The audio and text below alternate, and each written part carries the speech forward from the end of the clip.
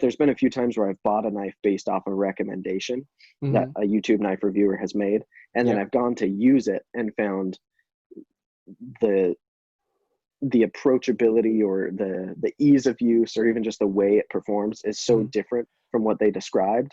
And then it makes me think, did they even actually really cut anything with this? Like, they're talking as if they cut Yeah. 700 feet of cardboard and sharpened it 2 times, and really all they've done is like open one box with it, and it's been in 2 different pockets, and they're talking like it's a long-term review. So I always just make sure I've had it in a bunch of different pockets. I've carried it at least for hours at a time, several times, and then I've done significant cutting with it, not just packages, not just putting it through cardboard, but I'll try to do a little bit of paracord, some thicker Yeah. rope.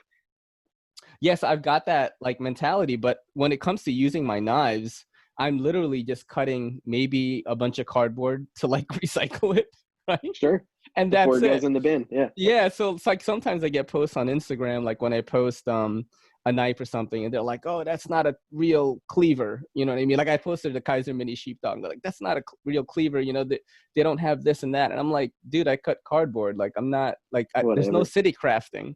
You know what Yeah. I And mean? as long as you're open about your level Yeah. of use, Right. like Right. especially if you're reviewing, then Hmm. that's like, I got no problems with people who don't use their knives at all, who just collect them, keep them in the box. Like, that's cool, but don't lead people on to be like, this is going to be the best performer Hmm. you've ever handled because you had it in hand and you somehow know that. Like, you got to use Hmm. it to be able to Hmm. say you've used it, in my opinion.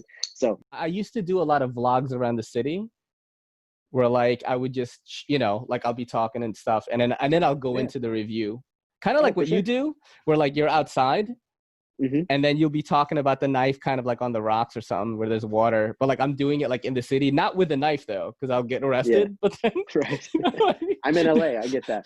Yeah. I would prefer to buy US. And when it's possible and I can still get the better product from the US, I'll pay a little bit more for it. I don't even have a problem with that. Like, Yeah, like I'll pay TRM. 250 I for, yeah, I'll understand the pay. price. I understand the price, man. I said in my You know? video just yesterday on this one, Yeah. they could charge a lot more for this and people would Yeah. buy it. They're very fair with what they charge at TRM. But You know what's crazy is you said that yeah, like when you saw the atom and the neutron, you were like, I didn't find it appealing at all.